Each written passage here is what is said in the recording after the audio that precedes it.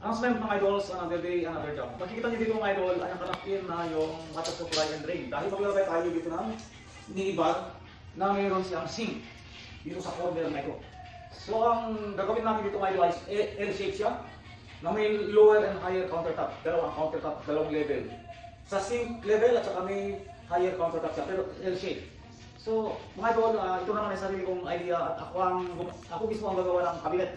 Kung makikita niyo mga idol, ito mga hihingi natin panel na 24 ang width sa nyo at mag-build tayo ng minibar. Idol, ito yung gamitin natin sa cabinet sa minibar. So mag-slice na tayo. Pawasan natin din ang lata niya dahil ang sink naman ng bar ng idol ay maliit lang.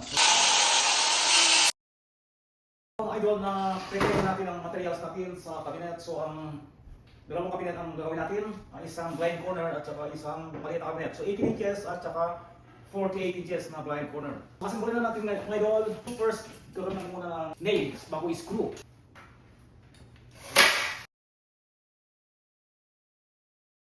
Idol, inasimpulan natin yung cabinet natin sa minibar. So malapit na tayong matapos. Ito mga idol, kailangan natin lagyan ng base. Dito natin papatong yung cabinet natin sa minibar. L-shape siya. So yung base ay L-shape din ang tsura niya. So ilagay natin na idol. Pagsupan natin kung okay yung ginawa sa dito sa amin. Sakto lang mga idol. So ilagay din natin itong meron tayong back panel dito.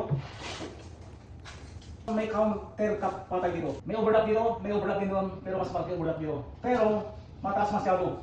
Ang ganyan lang idol. L-shape din yung higher countertop. So finally idol, na-install natin yung cabinet. Ang next natin gagawin ay install natin yung back panel, countertop, lower countertop, and higher countertop. So sana abangan ninyo mga idol yung susunod kong gawin dito dahil napakita ko sa inyo kung paano natin tatapusin itong minibar. Ito naman mga idol ay sarili ko lang idea. Sana may napulot kayo idea ko at nabagdag sa inyong kalaman. Thank you mga idols for watching.